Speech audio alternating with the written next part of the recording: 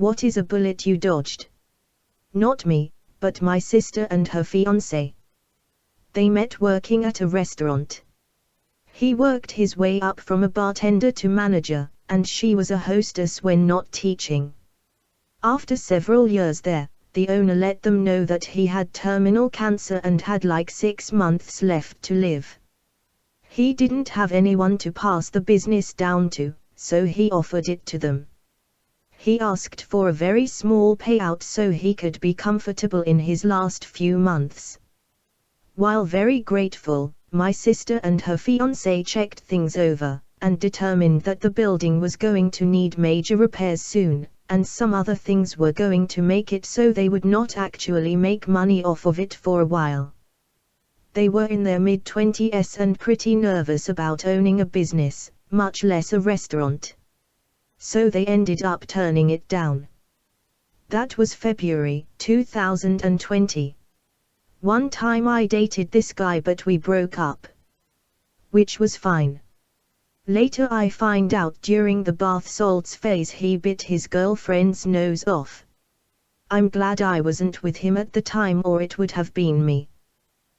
I broke up with my girlfriend after one of her male friends phoned me and warned me that she had asked him to punch her in the face so that she could lie and say it was me was abusing her and ruin my life.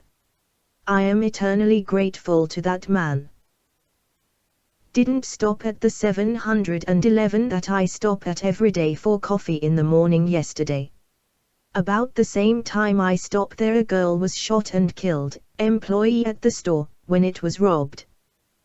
Few years back when the wife and I were looking at buying houses, we had our hearts set on a certain home which, admittedly would have squeezed our budget too much. Although, we could pull it off.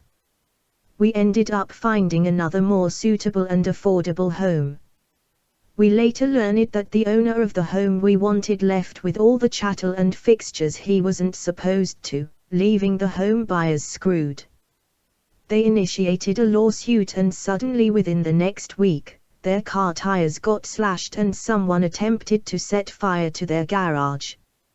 Yikes. There was a block of land on the edge of town we were very interested in. Large, in an historic area, has a creek running through it. Already approved for a new house. We made offers, but kept getting knocked back. The place had been on the market for nearly 3 years but he was holding out for magic number he had in his head.